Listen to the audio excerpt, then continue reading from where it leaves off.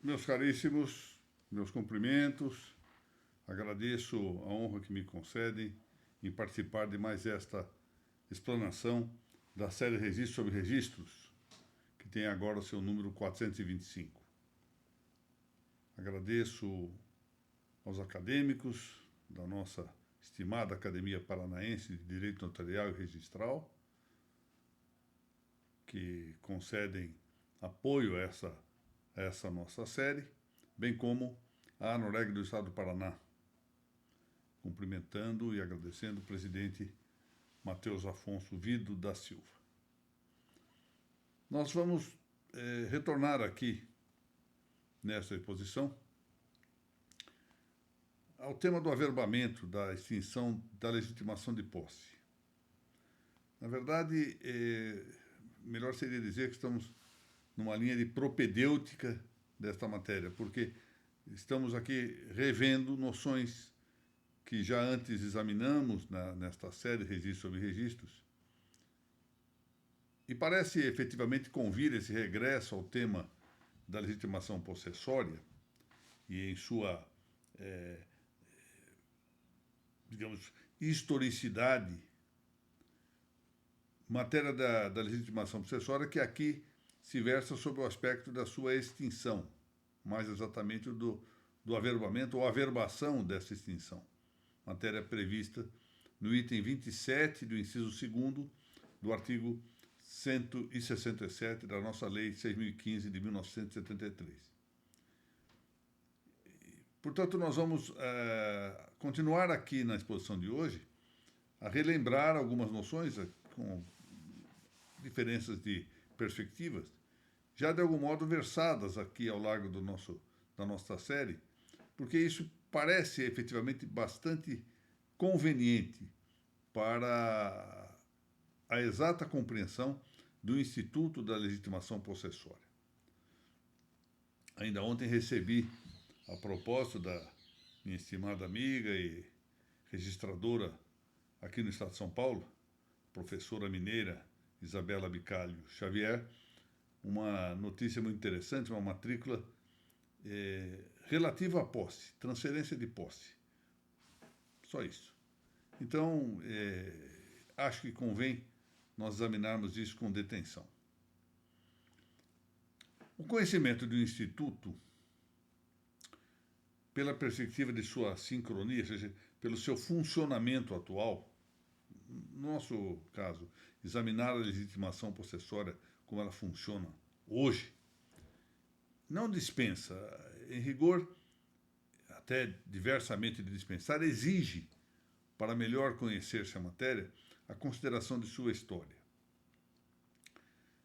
Tenha-se em conta a observação de que a sincronia, num universo como o nosso, que é um universo dinâmico, um universo sujeito a mudanças, essa sincronia é apenas um aspecto da historicidade, um aspecto da diacronia.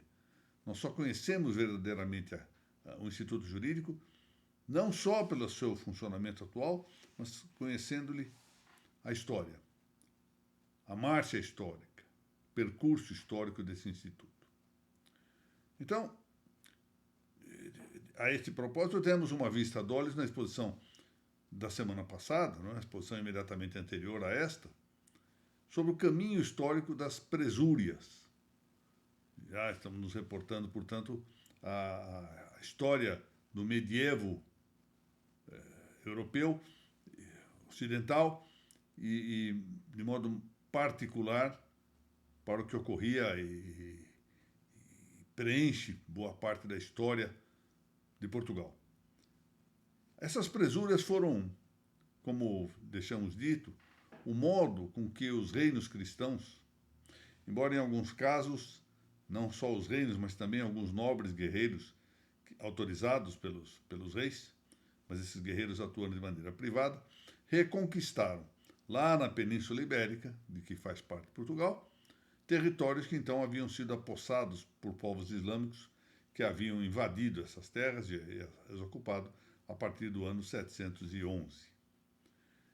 A recristianização dessa retomada de áreas concorreu com o estabelecimento do direito de propriedade a contar do fato mesmo dessa recuperação ou reconquista. Ou seja, retomar essas áreas significa estabelecer um direito de propriedade, quase ao modo, volto a dizer, de um direito, aliás, quase ao modo, não pode dizer que exatamente ao modo de uma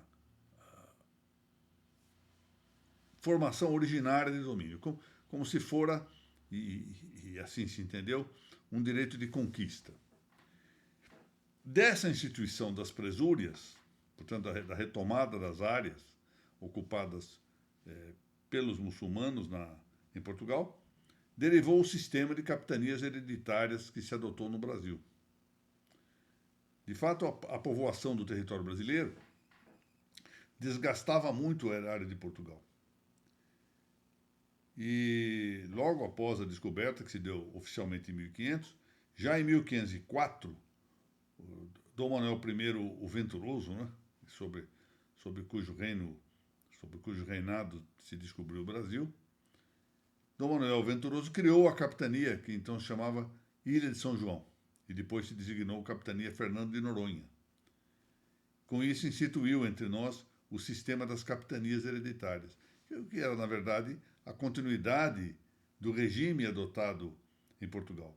Foi isso, aliás, o que muito adequadamente indicaram, eu me referi a isto na semana passada, o Dr. Victor Kimpel e a doutora Carla Modena Ferrari, no seu Tratado de Direito Notarial e Registral. Só mais tarde, entretanto, alguns anos mais tarde, Portugal, já reinando Dom João III, adotou mais extensamente o sistema das capitanias. Começou com Dom Manuel I, mas intensificou-se com Dom João III.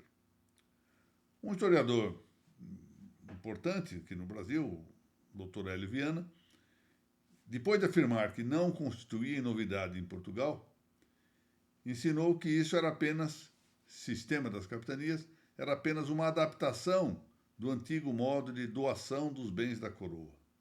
Ou seja, mostra que havia realmente uma ligação, embora não se refira às presúrias, se refiram a algo posterior à retomada das terras, mas mostra que era um sistema constitutivo de propriedade e de apossamento das terras que já estava presente em Portugal. Valdemar Martins Ferreira, grande professor aqui que foi da Faculdade de Direito da Universidade de São Paulo e que tem um interessantíssimo livro sobre a história do direito brasileiro, em 3 volumes, diz que a experiência portuguesa já se havia adotado na Madeira e nos Açores, essa mesma história das capitanias. De maneira que estava traçada a sorte do Brasil mediante a sua divisão, a divisão do seu território em capitanias, a exemplo das ilhas do Atlântico. Também chega num ponto intermédio sem voltar às presúrias.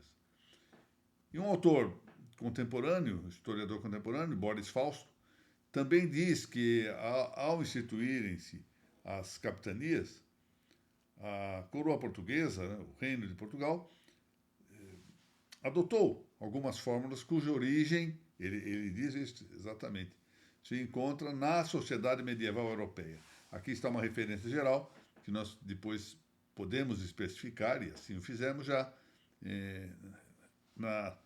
no método das presúrias, por assim dizer, o sistema das presúrias.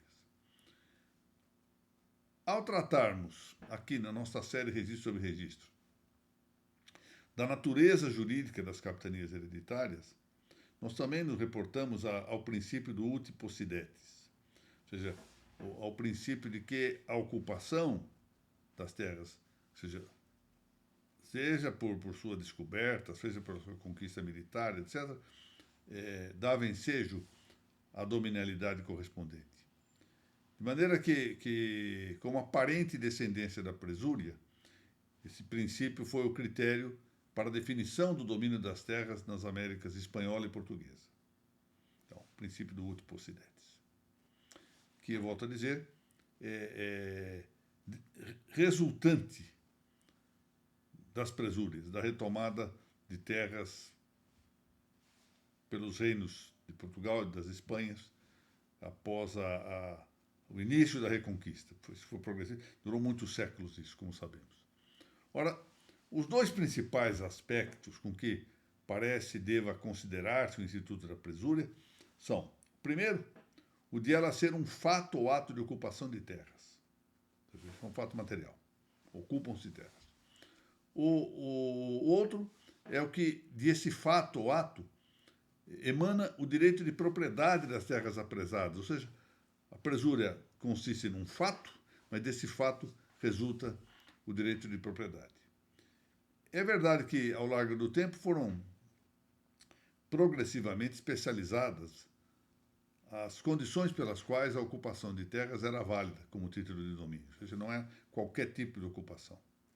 E essas condições devem ser consideradas em seu conjunto. Por exemplo, a exigência do apossamento efetivo e não meramente nominal. Era preciso realmente ocupar a terra. A exigência de povoamento das terras recuperadas. O objetivo de povoar as terras, evitando que, uma vez abandonadas, ou seja, com um apostamento meramente nominal ou transitório, houvesse o retorno do invasor. Terceiro, objetivo político, ou seja, o escopo de natureza política, de garantir o poder sobre o território, de assegurar que o poder efetivamente estivesse comandando o território ocupado. E, finalmente, e não se pode negar esse escopo também da retomada ou das presúrias, havia a ideia de recristianizar a cultura. Ou seja, depois da invasão muçulmana, com o estabelecimento dos muçulmanos, era preciso recristianizar a cultura das terras retomadas. É com esse conjunto, portanto, repetindo, povoamento da terra, asseguração do poder político, sustentação econômica e dilatação da fé católica, que se estabeleceram também as capitanias hereditárias no Brasil. Bom, então repito, povoar a terra, assegurar o poder político, sustentar economicamente o povoamento e dilatar a fé católica. Havia sempre, aliás, Camões pôs isso em destaque na sua grande obra, Os Lusíadas, ou seja, dilatar a fé e o império. Esse era o objetivo da política do reino português. Como se avista, esse regime de Sesmarias descendeu do regime das presúrias, derivando, pois, da experiência da reconquista cristã.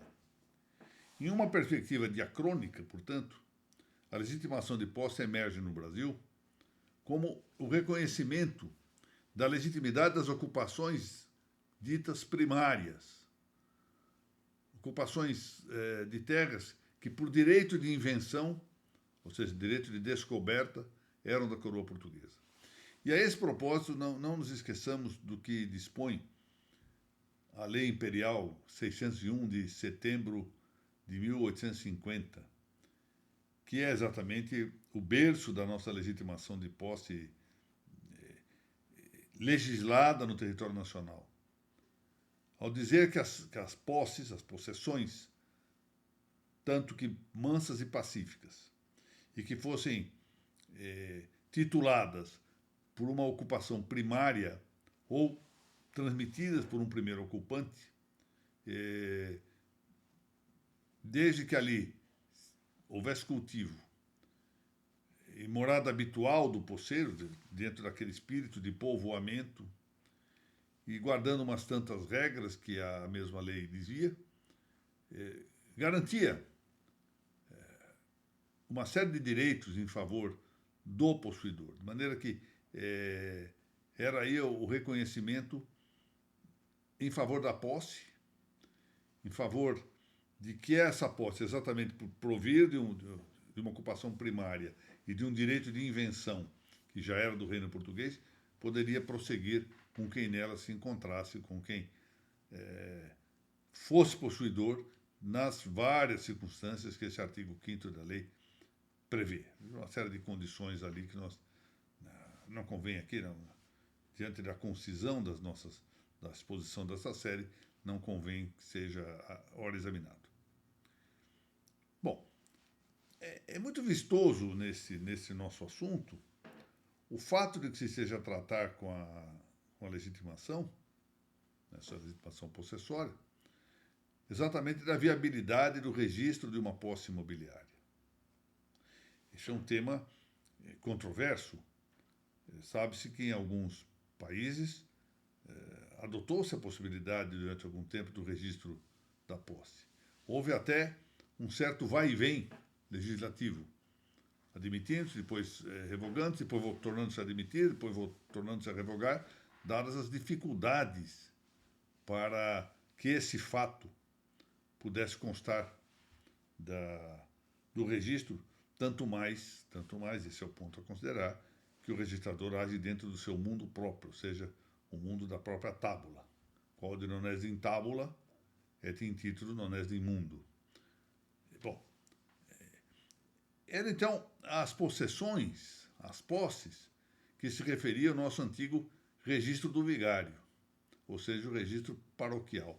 É interessante que essa é uma coisa que necessitaria revirar a história do nosso tempo do padroado, não é? Durante a monarquia, para entender por que é que se chamava registro do vigário e não registro do pároco. A impressão que dá, eu não tenho, isso aqui é mera impressão, eu não tenho, precisaria pesquisar isto em livros próprios ou em documentos adequados para considerar esse fato de que coubesse ao vigário e não ao pároco a levar o registro. Ou seja, o pároco delegaria na pessoa do vigário, ou seja, do seu substituto, a prática do registro. Parece razoável pensar isso, mas não sei se corresponde à verdade. É mera possibilidade que eu aqui levanto. E a Lei Imperial nos seus artigos 4º e 5º, essa Lei Imperial 601 de 1850 que eu referi, trata da revalidação das sermarias desde que as áreas estivessem cultivadas e houvesse morada habitual do sesmeiro. Insiste novamente no artigo 5º sobre a legitimação de posse, e então vai referir-nos à possibilidade do registro paroquial, que era só referente ao fato possessório. E aqui vem o tema, porque tanto era só referente ao fato possessório, não se transmudava em domínio imediatamente, que isso se foi acolhendo pela jurisprudência pretoriana. Eu me recordo aqui de decisões do Superior Tribunal de Justiça,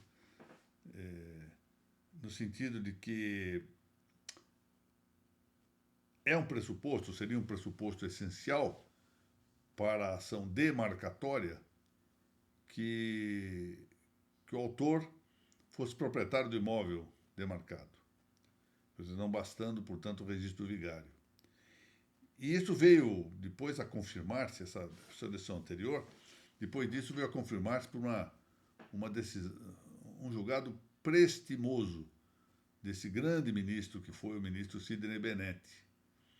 O ministro Sidney Benetti, o ministro, enfim, quando eu entrei na minha carreira judicial, ele já era um juiz de muito prestígio, já estava à altura naquilo que aqui em São Paulo se chamava de comarca de terceira entrância. São Paulo se dividia em comarcas de primeira, segunda, terceira e especial, que era a capital de São Paulo. Hoje esse sistema foi abandonado.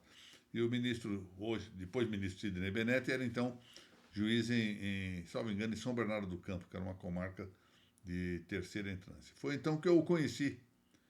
E ele logo se converteu numa espécie de modelo de magistrado. E eu sempre o considerei como tal, e até hoje é um nome respeitabilíssimo, ele está aposentado há alguns anos, mas um dedicadíssimo, um historiador também competente. Então fica indicada aqui o meu testemunho de respeito a esse grande jurista e magistrado que honrou bastante a judicatura paulista e nacional, porque foi integrar o Superior Tribunal de Justiça. Pois é, o ministro Sidney Benetti tem uma uma decisão extraordinária, dizendo que não basta a titularidade de carta de sesmaria, que embora constitua um título, mas que não é um título de propriedade para que automaticamente se tenha adquirido o direito de propriedade, o direito de domínio. Porque seria necessário o complemento do título com a posse e, em seguida, a transcrição no registro de imóveis para que se configure juridicamente o domínio. E, no mesmo sentido, o ministro Nery da Silveira, do Supremo Tribunal Federal, decidiu que o registro paroquial não induzia a propriedade, mas mero fato probante da posse. Então, é uma matéria, sem dúvida, interessantíssima e que mostra, de um lado, a dificuldade que nós tivemos no direito brasileiro, diante da dimensão continental no Brasil, para ordenar a nossa realidade fundiária. Essa ordenação era complexa, muito complexa. Segue ainda sendo complexa. E, em parte, isto vem da maneira como essa ocupação se deu historicamente. Da maneira como foi possível que os titulares de direitos adquiridos pelo sistema, pelo regime de sesmarias, puderam ir dividindo as terras, concedendo a ocupação a terceiros. Isso não diz respeito apenas ao ordenamento geográfico, à divisão territorial, parcelamento, segregação de áreas, mas também diz respeito à insegurança correspondente do ponto de vista jurídico e pode-se dizer até mesmo com reflexo social e político, dada a importância do domínio nas relações comunitárias e na relação da sociedade com essa sua parte principal, que é o Estado. Pois bem, nós vamos prosseguir na análise desse tema agora, já a partir da próxima semana, relembrando mais de perto o tema da legitimação possessória na legislação e concluindo depois com a brevidade cabível, porque não há grande novidade, sobre a averbação da extinção da legitimação de posse, que é a matéria específica de que nós estamos cuidando agora. Muito bem, eu agradeço mais uma vez a Noregg do Paraná, em especial por seu presidente, o Dr. Matheus Afonso Vieira da Silva. Estendo esse cumprimento a toda a diretoria da Noregg Paranaense e aos associados dessa entidade. E agradeço também aos confrades e confreiras da Academia Paranaense de Direito Notarial Registral pelo apoio que concedem a essas nossas disposições. Mas, sobretudo, quero agradecer àqueles que pacientemente acorrem, seja no momento em que é exibida pela primeira vez essa exposição, seja posteriormente, para, não chega às vezes a ser meia hora, continuarmos a tratar daquilo que nós gostamos muito, o direito registral. Passamos aqui um acréscimo, o direito registral e também o direito notarial, que de algum modo se cuida disto também nessas nossas explanações. Então eu agradeço a todos e, se Deus assim permitir, nos vemos na semana que vem. Muito obrigado.